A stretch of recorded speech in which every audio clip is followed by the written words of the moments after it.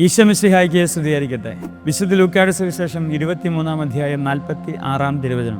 യേശു ഉച്ചത്തിൽ നിലവിളിച്ച് പറഞ്ഞു, പിതാവേ, അങ്ങയുടെ കരങ്ങളിൽ എൻ്റെ ആത്മാവിനെ ഞാൻ സമർപ്പിക്കുന്നു.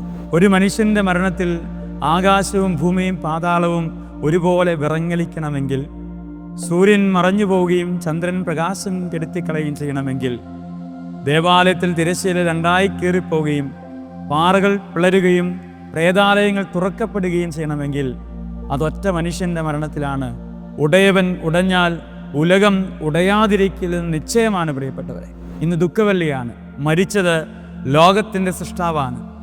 ലോകത്തിൻ്റെ ഉടയവൻ മരിച്ചാൽ എങ്ങനെയാണ് ഭൂമി വിറങ്ങലിക്കാതിരിക്കുക? നമ്മുടെ മരണവും അങ്ങനെ ആകണം. ഈശോ പറഞ്ഞില്ലേ, ആ മരണത്തിൽ, ലോകം കൊന്നുകളഞ്ഞ മരണത്തിൽ അവൻ്റെ ആത്മാവ് സ്വർഗത്തോട് പറയാണ്, പിതാവേ, അങ്ങയുടെ കരങ്ങളിൽ എൻ്റെ ആത്മാവിനെ ഞാൻ സമർപ്പിക്കുന്നു. ഇതായിരിക്കട്ടെ നമ്മുടെ മരണവും.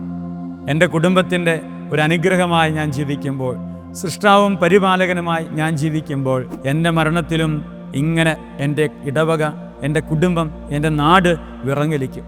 മറ്റുള്ളവരുടെ ദുഃഖത്തിൻ്റെ വലിപ്പം കൂട്ടുന്ന ഒരു മരണമായിരിക്കട്ടെ എൻ്റെ മരണം. സ്വർഗം നമ്മളെ ഓർത്ത് ആനന്ദിക്കട്ടെ. ആത്മാവ് ദൈവകരങ്ങളിൽ സുന്ദരമാകട്ടെ.